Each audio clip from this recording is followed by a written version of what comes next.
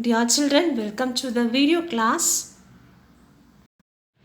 Grade 6 Science Chapter 4 Sorting of Materials into Groups Properties of Materials. Dear children of grade 6, welcome to the science class. Before starting today's class, let us recall what we have learned in the previous class. In the previous class, we have learned what is meant by sorting and what is the need of sorting and how to sort out the materials. In this class, we are going to see the topic 4.2, that is properties of materials. Okay. I already discussed in the previous class that sorting is done based on the properties of materials. Now we are going to see the properties on which the sorting is done.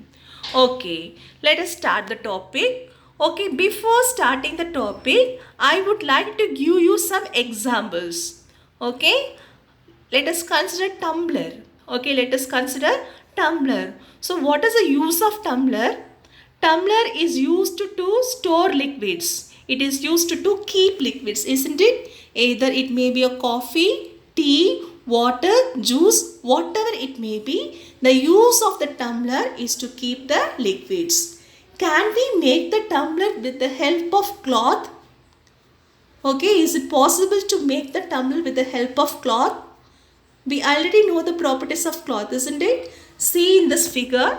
Okay, Pagali has done a tumbler with the help of the cloth. Okay, she has made the tumbler with the help of the cloth. See in the figure. Okay, is she feel comfortable to handle that?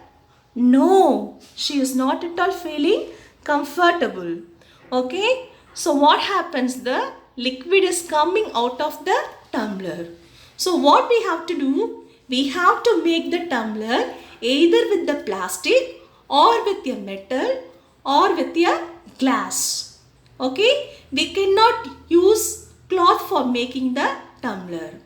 Okay, let us take cooking utensils, cooking vessels. Can we make the cooking utensils with the help of the paper? No. What happens? If we make the cooking utensils with the help of the paper means they may catch fire. So, it is not possible to work in the kitchen.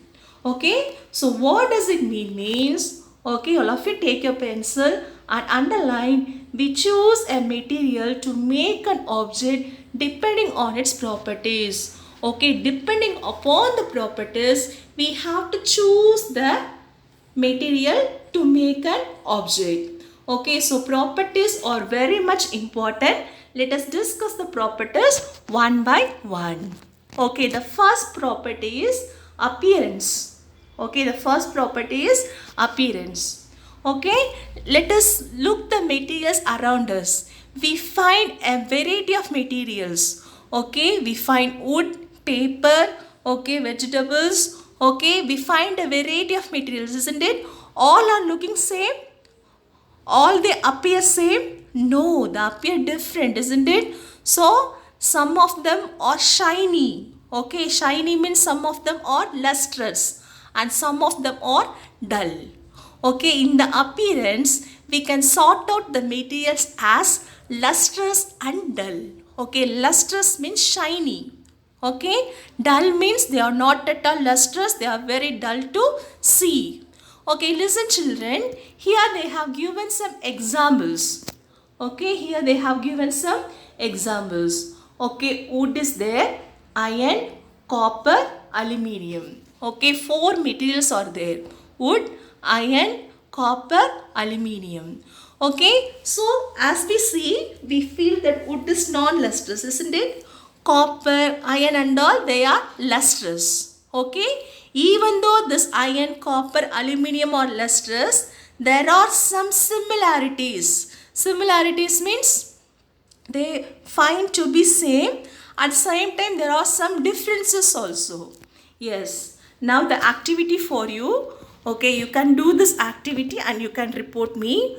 Okay, you have to collect small pieces of paper, cardboard, wood, copper wire, aluminium sheet and chalk. Okay, aluminium sheet. Okay, so where you go for aluminium sheet? Okay, so in the hotel and all, they will pack the food materials in the aluminum sheet. Okay, to keep that hot, they will pack the materials in the aluminum sheet. You can collect that also. Okay, now you have to sort out into two groups. Okay, the first group is lustrous and the second group is non-lustrous. You have to do that. Okay, so you have to see by their appearance. You have to look at them and you have to see whether they are looking lustrous or non-lustrous. Okay, if they are looking lustrous, write them in the lustrous group. If they are looking non-lustrous means write them in the non-lustrous. Okay, yes. Okay, here the thing is given. Okay, listen children. Okay, this is the piece of iron. Okay, so what we have to do means we have to cut it and see. Okay, we have to cut and see this place whether they are lustrous or non-lustrous. If it is impossible to cut them, okay, you can take a sandpaper. Okay, in Tamil they used to say that uppu kagidam, isn't it? You have to take the sandpaper and you have to rub them and we can notice whether they are lustrous or non-lustrous. Okay, children, have you all understood? Yes. Then Seema.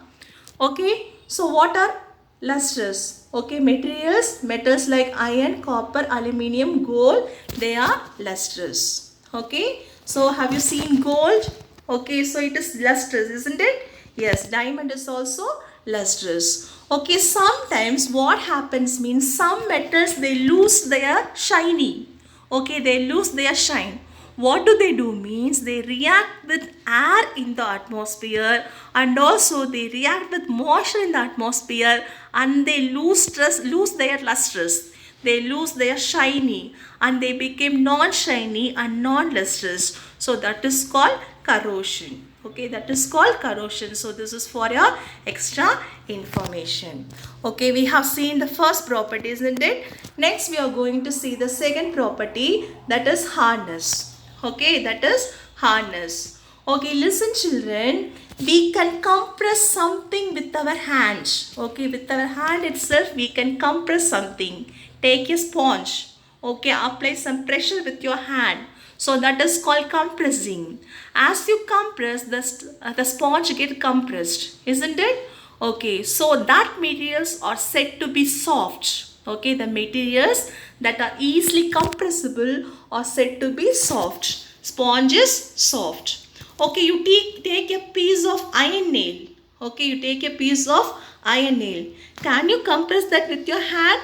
No, it is impossible, isn't it? So such materials are called soft. Okay, such materials are called soft. Okay, so you can underline the definition in your book. Okay, materials which can be compressed or scratched easily are soft, while some materials that are difficult to compress are called hard. Okay, here the example is given. Cotton is soft where iron is hard. Okay, since iron is non-compressible, it is hard. Since sponge is compressible, it is soft. Okay, children. Yes, we have seen two properties. One is the lustrousness. So, based upon the appearance itself, we can see. The second one is hardness. Okay, in the appearance, we can sort out as lustrous and non-lustrous. In the hardness, we can sort out as soft and hard. The third one is soluble or insoluble. We are going to sort out the materials which are soluble and insoluble. For that, I am going to give two examples for you. Okay, take some sand. Okay, take some sand in a tumbler, or if this is called beaker. Okay, this is called beaker. This is made up of glass, so we can visibly see what is happening inside. Okay, but in our house, we do not have such a beaker, isn't it? You take any tumbler and add one spatula of sugar. Okay, we have to say spatula only. We should not say spoon. Okay, so add one spatula of sugar and add some water and label that as A. In the second beaker, you take some amount of sand add some water and label it as B. Okay, using a spoon, you stir that very well. So what happens in beaker A? We cannot see the sugar particles, isn't it? The sugar particles have disappeared. Okay, it is completely vanished. We cannot see the sugar particles. So sugar is said to be soluble. Okay, so sugar is said to be soluble. Why sugar is said to be soluble? Because it is completely disappeared. We cannot see the sugar, so it is soluble.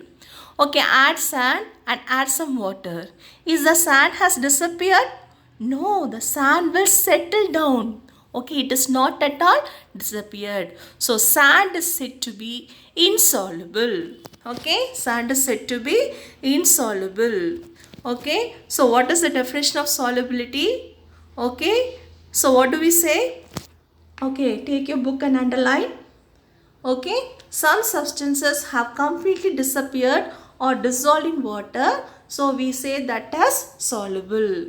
Okay, then some they do not disappear, so they are said to be insoluble. Okay, now so this table is for you. Okay, substance is given, you have to do that. Add salt, the salt which is used for cooking, that is called common salt. Okay, add some water. What happens? The sand disappears completely in water. So we can say that salt is soluble in water. The second one sugar. The third one sand, chalk powder and sawdust. Sawdust means it's nothing but marathul. Okay. So you can do this activity and write your observations. Okay children, have you all understood? Okay, so we can see the next one in the next class. Okay, we can see the miscibility in the next class. Okay children, have you all understood? Yes. Dear children, the activity for this class is you complete the activity 3 and fill the table 4.3 in your textbook. Okay, so this activity you can write your observations in the homework note and the table 4.3 can be filled in the textbook itself. Then complete section 6 in NCERT Science Practice Book. The page number is 42 and 43. Okay, so while writing in the Science NCERT Practice Book, write neatly using the pencil. Okay, do this activity and submit to your class teacher. Thank you children. See you again in the next class. Have a nice day.